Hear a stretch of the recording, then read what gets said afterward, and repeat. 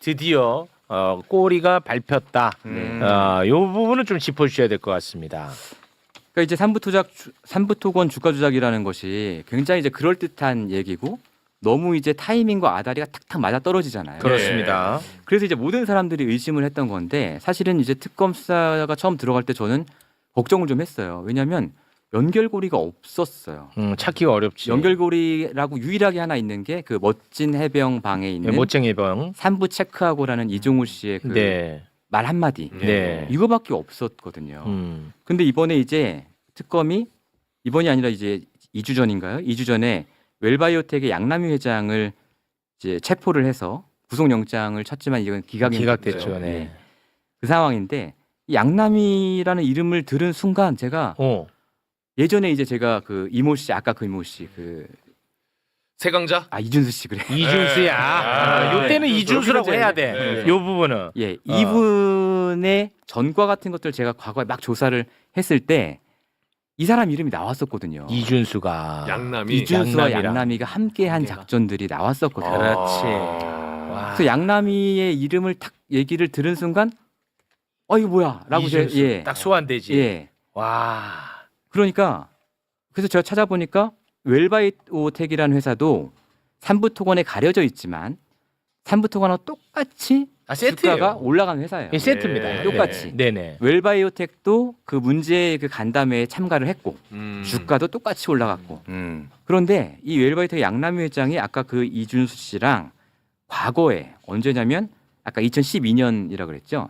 2012년도에 아까 김건희랑 문자 주고받은 그 시기에 네. 2012년도에 쓰리원이라는 회사를 인수를 합니다. 양남희 씨가. 쓰리원. 양남이가 양남이. 근데 이게 무자본 M&A라고 하는 방식이에요. 이게 뭐냐면 어떻게 들으면 말도 안 되는 얘기인데 나는 돈이 없어요.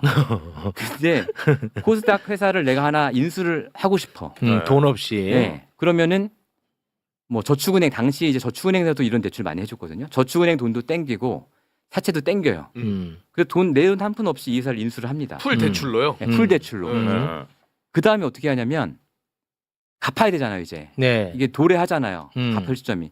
주가를 띄워요. 주가 띄웁니다. 조작으로. 예. 그럼 주가를 띄우면 자기가 사들인 지분의 가치가 올라가잖아요. 네. 그럼 이걸 가지고 뭐 대출을 받을 수도 있고 팔 수도 있고 해서 회사 인수 자금을 갚는 거예요. 아니면 건실한 회사인 같은 경우에는 회사 자산을 팔아버려요. 그래서 그걸로 현금을 마련해서 인수 자금을 갚습니다. 와. 이게 이제 주가 조작 세력들이 자주 하는 무자본 M&A라는 대박이다. 건데 사실은 네. 이건 강탈이지. 네. 예. 근데 이 무자본 M&A랑 그렇기 때문에 주가 조작은 한 세트로 따라다닙니다. 아. 네, 왜냐하면 무자본 M&A 한 다음에 주가를 올리지 않으면 망하니까. 그걸 못 그렇지. 갚으니까. 예. 그런데 무자본 M&A의 주역이 양남희 회장이고 양남희 회장이 그것을 인수한 다음에 이제 주가 올려야 되잖아요. 주가 올리면 선수들 불러 모아야 되잖아요. 그렇지. 이준수. 불러 모은 선수 중에 하나가 이준수. 이준수라는 거예요. 쉽다. 네. 쉬워. 예. 그런데 이 주가 조작 세력들의 특징은 또 뭐냐면 이 판이 굉장히 좁아요. 사실은 제가 거의 이제 어쩌다 보니까 주가 조작을 취재하게 돼가지고 거의 10년 가까이 취재를 하고 있는데 나오는 사람들 이름이 맨날 비슷해요. 비슷해요. 예. 그러니까 아마 100명이 안 될 겁니다. 그 세대. 뭐 요즘 젊은 세대는 모르겠죠. 그러니까 이 사람들은 2012년에 작전을 같이 했다는 건 그 전부터도 뭔가 같이 해왔고 그 뒤로도 계속 같이 해왔다는 거예요. 그럴 가능성이 매우 높다는 거죠. 네. 그러니까 결국은 삼부토건 사건이 벌어졌을 당시 이제 2023년이죠. 네. 2023년에도 이준수 씨와 양남희 회장의 연결고리는 있었을 것이다. 당연하겠죠. 엘바이오텍 예, 양남이. 그렇다면 우리가 어떤 시나리오를 상상해 볼 수 있냐면 지금까지는 김건희랑 윤석열이 뭐 갑자기 우크라이나 가고 이런 거랑 삼부토건이랑 무슨 관계가 있지 했는데 김건희와 이준수라는 연결고리를 통해서 그렇죠. 그러면 이 탁탁 맞는 정보가 거지. 갈 수도 있는 거고 예. 아니면 맞는 거꾸로 거지. 우크라이나 한번 가주면 안 됩니까? 해서 갔을 수. 해줄 수도 있는 거고 그럼. 네. 요게 생긴 거예요. 예. 그래서 이제 매우 의미가 있다라고 이제 보는 거죠. 그렇습니다. 연결이 이게- 되네. 이거는 사실 강력히 의심 안 할 재간이 없어요. 맞아요. 그러네. 네, 양남이, 이준수, 김건희. 근데 실제로 김건희는 재료를 계속 만들어내. 만들어냈잖아, 그렇죠. 계속. 이거를 어떻게 의심 안 할 수 있냐고. 그럴 재간이 있어? 근데 굉장히 찜찜한 게 이준수 씨가 그 도이치모터 사건 수사할 때 도망을 갔잖아요. 네. 그때도 2021년에도 도망을 갔단 말이에요. 그때도 그래서 기소 중지가 돼 있었어요. 네. 근데 그때 왜 검찰이 이 사람을 못 잡았을까라는 게 저는 상당히 의문이에요. 그렇겠죠. 우리나라 이제 수사기관의 수사력이라는 거는 특히 우리나라는 이제 뭐 핸드폰 추적이라든지 뭐 신용카드 거래 내역 추적 이런 게 그냥 쉽잖아요. 예. 마음만 먹으면 다 잡는다고 저는 아유, 보거든요. 당연하죠. 그때는 못 잡았어요.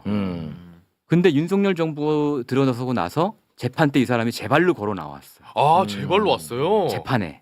그러고 나서 하는 얘기가 검사님 나 당신 조사 받았잖아요. 이렇게 얘기하니까 공판에서 검사가 예? 제가 언제 조사했어요?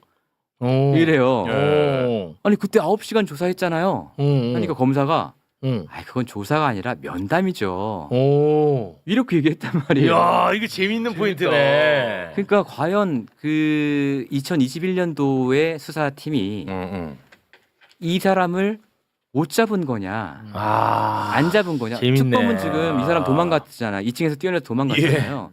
한 달 만에 잡았잖아요. 네. 지금. 예. 그때 윤석열이 검찰총장 시절이에요? 검찰총장에서 물러난 직후죠. 아, 물러난 직후. 자기 사람들 대통령 되기 전 직전. 그렇죠, 그렇죠. 예. 재밌네. 그렇죠. 좀 이상합니다. 참 개판. 그러니까 개판이야 검찰. 그러네. 진짜 뭘 잘했다고. 근데 이거 연결은 너무 깔끔한데요. 깔끔해. 도의정 어떻게 깔끔해? 정황 자체가. 이거 깔끔해. 이 현행범이야 이거. 근데 이제 연결고리가 나온 거고 이제 그렇습니다. 이 사람을 체포했으니까 검찰이 이 사람한테 진술을 받아내야겠죠. 네, 오늘 이제 김건희 특검이 김건희 씨에게 도이치 주가 조작 혐의 무죄를 선고한 1심 재판부는 김 씨가 주가 조작을 인지하고 투자했다고 볼 만한 증거가 충분하지 않다고 판단했습니다. 피고인이 독자적 판단 하에 매수한 것으로 보일 뿐 시세 조종 세력과의 의사연락 하에 매수하였다고 인정할 만한 증거가 부족합니다. 특검은 그러나 김 씨가 시세 조종을 알고 주가 조작 일당 요청대로 투자한 것으로 의심된다며 이를 뒷받침할 카카오톡과 문자 메시지 내역을 항소 이유서에 제시했습니다. 2차 주가 조작 시기인 2012년 5월 당시 주포인 김모 씨는 도이치 회계관리인에게 문자로 김건희나 친구들에게 도와달라 해라고 요청합니다. 주가 방어를 위해 돈을 대고 투자할 사람이 필요해지자 김건희 씨를 구체적으로 언급하며 도움을 요청하라고 한 겁니다. 2달쯤 뒤 권오수 당시 도이치모터스 회장이 김건희 씨와 통화했고 김 씨는 같은 달 증권 계좌에 2억 원을 입금하고 주식을 매매했습니다. 1심 재판부는 주가 조작 일당이 김건희 씨와 같이 못하겠다는 취지로 말한 문자 등을 토대로 김 씨가 범행을 공모한 건 아니라고 판단했습니다.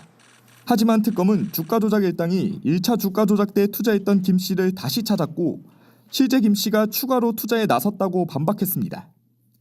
또 투자 당시 주가 조작 공범 이준수 씨가 김건희 씨에게 카카오톡으로 누군가와 함께 일하게 됐다고 알리자 김 씨는 더 올라가냐 나도 사야겠다 답했습니다. 특검은 이 씨가 주가 조작 일당을 언급한 것으로 보고 김 씨가 시세 조종을 알고 투자한 근거로 봤습니다. 특검이 청구한 김건희 씨 자택 아크로비스타 추징 보전을 인용한 법원은 내일 오후 2시 서울고법에서 항소심 첫 기일을 진행합니다. JTBC 윤정주입니다. 1심에서 무죄가 나온 김건희 씨의 정치자금법 위반 혐의에 대해서도 특검은 문자 메시지를 중요한 증거로 제시했습니다. 명태균 씨와 윤석열 전 대통령이 주고받은 것인데 윤석열 맞춤형 여론조사를 돌렸다는 점을 재차 강조한 겁니다. 이어서 조혜영 기자가 취재했습니다. 1심 재판부는 김건희 씨의 정치자금법 위반 혐의도 전부 무죄로 봤습니다. 윤석열 부부가 명태균 씨로부터 무상으로 받은 2억 7천만 원어치 여론조사에 계약서가 없다는 것 등이 근거가 됐습니다. 여론조사로 인하여 이익을 얻는 주체와 계약서를 작성할 법한데 이 사건에서 명태균이 피고인 부부와 계약서를 작성한 바가 없습니다. 특검은 항소 이유서에서 애초에 정상적인 계약서를 쓸 수 없는 상황이었다고 반박하며 윤석열 전 대통령과 명 씨가 나눈 문자 내용을 제시했습니다. 윤 전 대통령은 대선 예비 후보에 등록 이틀 뒤 명 씨에게 최근 ARS 조사에서 대부분 윤석열 후보의 지지도가 하락한다는 내용이 담긴 여론조사 결과를 보냈습니다. 그러자 명 씨는 유선전화, 무선전화 비율이 궁금하다고 했고 잠시 뒤 유선전화 5%, 무선전화 95%네요라고 스스로 답했습니다. 명 씨는 이어 유선전화 15%, 무선전화 85% 방식으로 조사돼야 가장 실제 투표와 근접하다며 유선전화 비율이 높을수록 총장님이 유리해진다고 가르치듯 설명했습니다. 실제로 명 씨는 이 대화 직후 이전 조사와 달리 유선 전화 비율을 15%까지 늘려 윤 전 대통령에게 유리한 맞춤형 여론조사 결과를 받아 건넸습니다. 이를 두고 특검은 오히려 계약서가 없다는 게 불법 정치자금을 건넸다는 사실을 뒷받침하는 것이라 설명했습니다. 명 씨가 영업활동을 한 것뿐이란 1심 판단에 대해선 여론조사의 정치적 효용을 충분히 살피지 못한 판결이라 비판했습니다. JTBC 조혜연입니다. 재판부는 김건희 씨의 무죄 이유로 도이치모터스 주가 조작 일당과 역할을 분담해 실행한 증거가 없다는 점을 꼽았습니다. 일당과 공모해 시세 조종을 했을 때 적용되는 공범 혐의는 인정하기 어렵다고 본 겁니다. 시세 조종에 관하여 직접 알려준 바가 있다고 진술하는 사람이 없어서 피고인이 시세 조종에 있어서 어떠한 역할을 수행하였는지에 관한 자료가 없습니다. 다만 김건희 씨가 시세 조종을 알고 있었던 것으로 판단했습니다. 미필적으로나마 자신의 자금이나 주식이 시세 조종 행위에 동원될 수 있음을 인식하면서도 이를 용인하였다고 볼 여지가 없지 않습니다. 계좌를 맡기고 수익 약정을 40%나 맺고 증권사 직원과 통화하면서 녹음될 것을 걱정한 점을 그 이유로 들었습니다. 2년 전 검찰의 설명과는 분명하게 다릅니다. 당시 검찰은 김건희 씨가 시세 조종을 모르고 있었다고 발표했습니다. 시세 조종 범행을 인식 또는 예견하면서 계좌 관리를 위탁하거나 직접 주식 거래를 하였다고 보기 어려워 금일 피의자에 대해 혐의 없음 결정을 하였습니다. 법원은 미필적으로나마 주가 조작을 인식한 채 자금을 제공했다면 방조죄에 해당한다고 보고 있습니다. 전주 손모 씨는 이런 이유로 방조죄가 확정됐습니다. 하지만 특검이 김건희 씨에게 방조 혐의를 적용하지 않으면서 재판부는 방조죄에 대해선 판단하지 않았습니다. 공방의 대상이 아니었기 때문에 방조의 성립 여부에 관하여는 더 나아가 판단하지 아니합니다. 특검이 2심에서 방조죄를 추가할 경우 법원의 선고 결과가 달라질 수 있다는 분석이 나옵니다. 오인성 재판부는 명태균 씨가 58차례에 걸쳐 무상으로 제공한 여론조사는 윤석열 전 대통령 부부만을 위한 게 아니었다고 판단했습니다. 여러 사람에게 배포된 만큼 윤 전 대통령 부부가 2억 7천만 원 정도 되는 여론조사 비용을 내지 않았다 하더라도 재산상 이득을 취했다고 볼 수 없다는 겁니다. 피고인 부부에게만 제공된 여론조사는 3회에 불과하고 피고인 부부는 명태균이 실시한 여론조사 결과를 배포받는 상대방들 중 하나였을 뿐. 명 씨가 무상 여론조사 대가로 김영선 전 의원의 공천을 약속받았다는 의혹도 단정하기 어렵다고 했습니다. 여론조사의 대가로 김영선에 대한 공천을 확언하였다면 명태균이 여러 사람들에게 지속적으로 연락하면서 김영선을 공천해 줄 것을 부탁하지는 아니하였을 것입니다. 하지만 명 씨는 공천과 관련해 줄곧 김건희 씨를 언급해 왔습니다. 오늘 여사님 전화 왔는데 내가 고맙다고. 네네. 야, 자기 선물이래. 공천을 두고 국민의힘 내부에서 반발이 일자 당선인 신분인 윤 전 대통령이 민간인에 불과한 명 씨와 직접 통화를 하기도 했습니다. 김영선이 좀 해줘라 그랬는데 예. 뭐 그렇게 말이 많네 당에서. 김건희 씨까지 명 씨를 안심시키는 등 윤 전 대통령 부부가 전방위로 나선 정황은 통화 녹취에 그대로 남아 있습니다. 권성동하고 저기 윤한영이가 반대하더만 보니까 그렇죠? 하여튼 너무 걱정하지 마세요. 잘 될 거예요.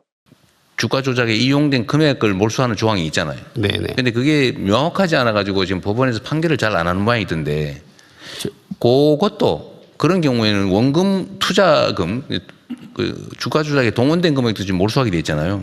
그러니까 아니 원금도 몰수하는 조항인데 지금까지는 안 했지만 앞으로는 하기로 했잖아요. 네네. 하면 그 원금에 대해서도 포상을 해주라고요.